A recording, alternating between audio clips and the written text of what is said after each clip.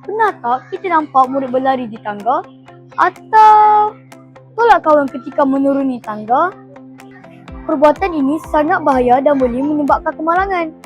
Jadi, jom kita lihat cara yang betul untuk menggunakan tangga di sekolah.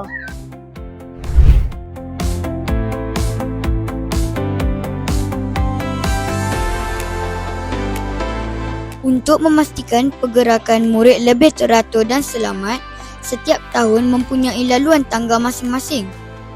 Tangga A, hadapan pejabat, digunakan oleh murid tahun 1. Tangga B, hadapan makmal sains, digunakan oleh murid tahun 5 dan tahun 6. Tangga C, hadapan bilik guru, digunakan oleh murid tahun 2. Tangga D, hadapan kantin, digunakan oleh murid tahun 3. Dan tangga E, hadapan stor sukan, digunakan oleh murid tahun 4. Semasa menggunakan tangga, ikut peraturan berikut.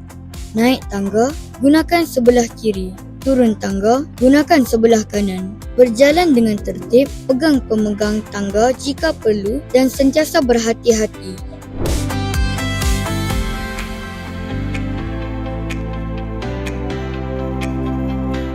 Pertama, jangan berlari ketika di tangga. Ini boleh menyebabkan kita terjatuh dan cedera. Kedua, jangan menolak atau bergurau ketika menuruni tangga.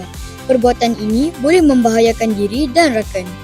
Ketiga, jangan gelongso di atas pemegang tangga ketika menuruni tangga. Ini sangat berbahaya dan boleh menyebabkan kemalangan serius. Gunakan tangga dengan cara yang betul. Ikut arah yang telah ditetapkan. Ingat, keselamatan diri adalah tanggungjawab kita bersama. Mari kita menjadikan sekolah kita selamat, teratur dan berdisiplin.